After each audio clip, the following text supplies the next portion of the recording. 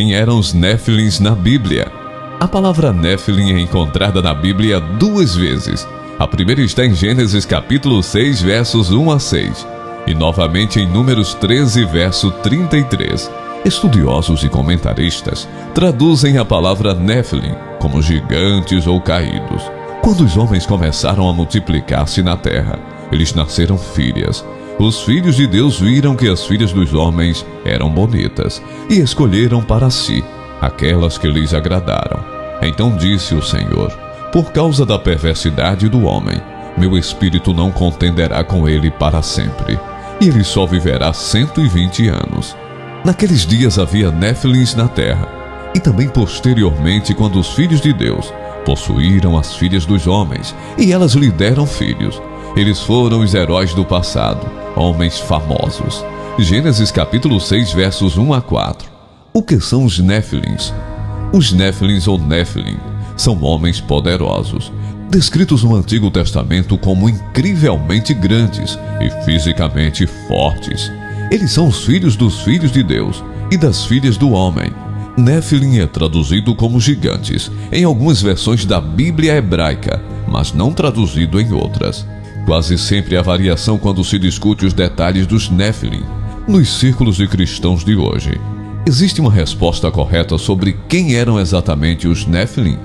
Estudiosos e teólogos consideram este assunto fascinante. Néfilim, anjos caídos ou gigantes?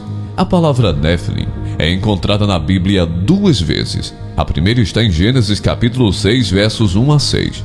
E novamente em Números capítulo 13, verso 33. Estudiosos e comentaristas traduzem a palavra Néfilim como gigantes ou caídos. Mesmo entre os especialistas da língua hebraica, há debate sobre a tradução deste termo. Várias interpretações propostas para o termo Néfilim estão enraizadas na suposição de que ele é derivado da raiz verbal hebraica nafal, que significa queda. A maioria das traduções bíblicas antigas interpreta o termo como significando gigantes, embora a tradução diácra do hebraico para o grego a tenha interpretado como significando os caídos, ou aqueles que caem sobre seus inimigos. Gênesis capítulo 6, versos 1 a 6. Nunca afirma que os Néfilins eram gigantes, mas diz que eles eram homens valentes, que existiram na antiguidade, homens de renome. O versículo que nos indica que eles são gigantes é Números capítulo 13, verso 33, que afirma: e ali vimos os Néfilins, os filhos de Anak, e parecíamos a nós mesmos como gafanhotos, e assim parecemos a eles. Aqui as escrituras indicam que eles eram possivelmente gigantes, homens muito maiores e mais fortes do que o normal. Esta palavra traduzida como gigantes na versão King James e em muitas traduções, mas mantida na versão revisada, é encontrada em 2 passagens do Antigo Testamento.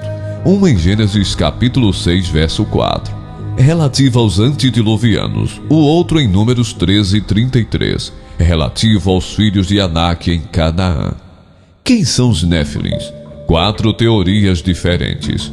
Durante séculos, estudiosos do judaísmo e do cristianismo apresentaram diferentes pontos de vista sobre quem eram os Néfilim. Teoria 1. A primeira visão é que os anjos caídos tiveram relações com as filhas dos homens, o que resultou em um ser parte humano, parte sobrenatural, os Néfilim. Teoria 2. A segunda posição defendida por alguns é que demônios ou anjos caídos possuíram homens e depois tiveram relações com as filhas dos homens, resultando nos Néfilim. Teoria 3. Uma terceira posição, chamada de visão setita, é defendida por alguns estudiosos. A visão setita define os filhos de Deus como a linhagem justa de Sete. Teoria 4. Por último, uma opinião sustentada pela minoria é que os filhos de Deus eram simplesmente homens caídos. Teoria Néfilim 1. Descendência de anjos e humanos. A visão que tem aumentado hoje é que os Néfilins eram descendentes de anjos caídos e de mulheres. Portanto, os filhos de Deus eram anjos caídos que tinham relações com as filhas dos homens. E como resultado, nasceram os Néfilins. Esta é a visão mais popular na igreja hoje. Suporte para a teoria. Um versículo ao qual os defensores desta posição recorrem é Jó capítulo 1, verso 6. Ora, houve um dia em que os filhos de Deus vieram apresentar-se perante o Senhor, e também Satanás veio entre eles. Nesta passagem, fica evidente que filhos de Deus se referem a anjos. Em conexão com este versículo, Jó capítulo 38, verso 7, também nos diz: quando as estrelas da manhã juntas cantavam, e todos os filhos de Deus gritavam de alegria. Esses versículos usam o mesmo termo hebraico, encontrado em Gênesis 6, historicamente. Os teólogos têm interpretado os filhos de Deus como anjos, o que se enquadra perfeitamente no contexto destes versículos. Uma passagem bíblica principal, usada para defender esse ponto de vista, é Judas capítulo 1, versos 6 e 7. E os anjos que não mantiveram seu domínio adequado, mas deixaram sua própria morada, ele reservou em cadeias eternas, nas trevas, para o julgamento do grande dia, como Sodoma e Gomorra, e as cidades ao redor delas, de maneira semelhante a estas, tendo se entregado à imoralidade sexual, ido atrás de carne estranha, são dados como exemplo, sofrendo a vingança do fogo eterno. A passagem de Judas capítulo 1, versos 6 e 7, indica que alguns anjos caídos foram atrás de carne estranha. Oposição à teoria. Uma desvantagem para esta posição é que os seres angelicais não têm DNA para se combinar com os humanos. São seres espirituais, portanto, não é possível que eles possam produzir descendentes. Novamente, isso pressupõe que os anjos não podem ter o mesmo DNA que os humanos. Alguns argumentariam que isso é possível, porque vemos dois anjos assumindo a forma humana, em Gênesis capítulo 19, versos 1 a 13. Quem pode dizer que eles não possuíam todas as capacidades reprodutivas, com uma possível materialização? Teoria Nephilim 2. Descendentes de Sete. A visão setista de que os Nephilim eram da linhagem de Sete está crescendo rapidamente dentro da igreja, e é possivelmente a visão mais comum hoje entre os estudiosos. Aqui os filhos de Deus são definidos como a linhagem justa de Sete, Gênesis 5, que desobedeceu a Deus e se casou com mulheres da linhagem de Caim. Nota: alguns acreditam que estas mulheres não eram exclusivas da linhagem familiar de Caim.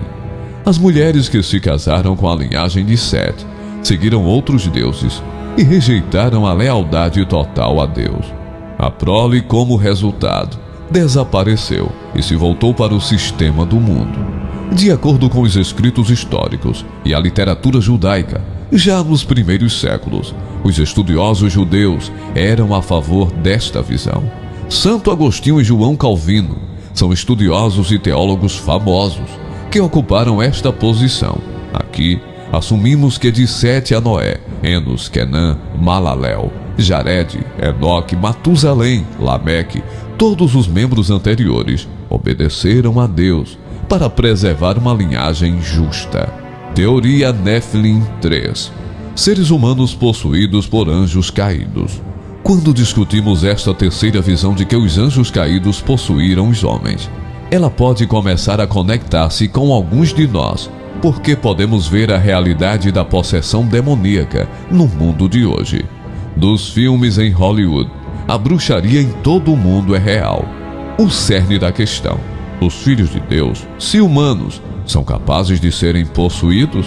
A resposta: não há nenhuma evidência na Bíblia que apoie esta ideia de que os filhos de Deus possam ficar possuídos por demônios. Teoria Nephilim 4. Descendência de homens caídos. Esta última visão afirma que os filhos de Deus, que eram homens piedosos, que se casaram com mulheres ímpias, não da linhagem de Sete, apenas homens comuns. Essa união resultou nos Nephilim, um grupo de descendentes que caíram. Debate sobre a teoria. Novamente devemos voltar ao fato de que ainda há debate sobre o que o termo Nephilim significa, visto que está relacionado à série verbal, cair, palavra hebraica nafal. Suporte para a teoria. Esta posição é consistente com as Escrituras, tanto antes como depois do dilúvio. Ou seja, antes do dilúvio, esses descendentes eram homens caídos. Após o dilúvio, quando Deus destruiu a todos, exceto a família de Noé, esses Néfilins ainda apareceram. Números capítulo 13, 33. Portanto, os Néfilins são simplesmente homens caídos. Qual era a altura dos Néfilim? A Bíblia não fornece detalhes específicos sobre as características físicas. Sabemos apenas que o Og, rei de Bazã, citado em Deuteronômio capítulo 3, verso 11, possuía uma cama feita de ferro e tinha 8 côvados de comprimento por 4 de largura, ou seja, tinha por volta de 4 metros de comprimento e 1,80 m de largura. Golias, outro gigante, tinha altura de 6 côvados e 1 palmo, que corresponde a quase 3 metros de altura. Em 1 Crônicas capítulo 20, verso 6, também é mencionado outro descendente dos gigantes, que foi derrotado por Davi e seus guerreiros. Houve ainda outra batalha em Gate. Ali havia um homem de grande estatura, que tinha 24 dedos, 6 em cada mão e 6 em cada pé. Também este descendia dos gigantes.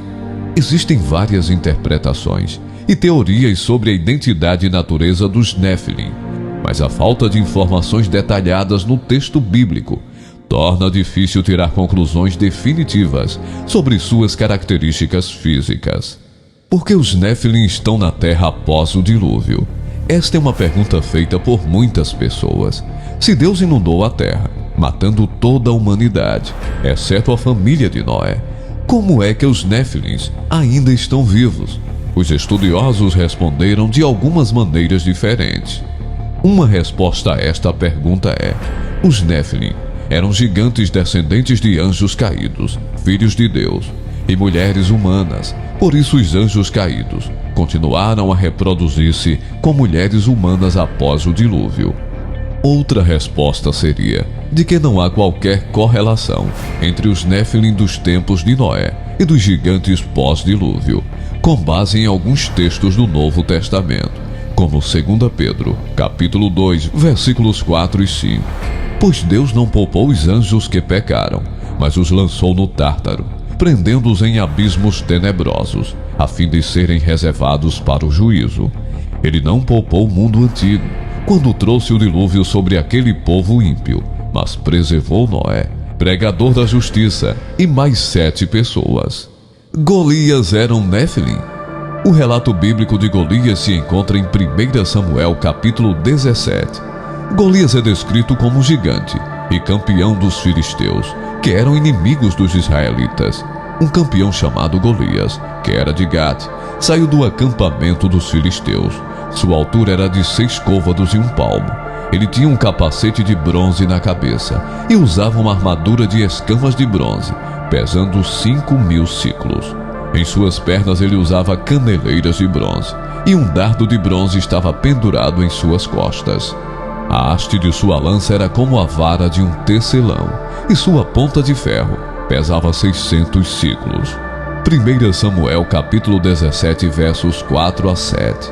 Embora Golias fosse um guerreiro formidável e excepcionalmente alto, em 1 Samuel capítulo 17, versículo 4, menciona que ele tinha 6 côvados e 1 palmo, que é aproximadamente 9,75 pés, ou 2,97 metros.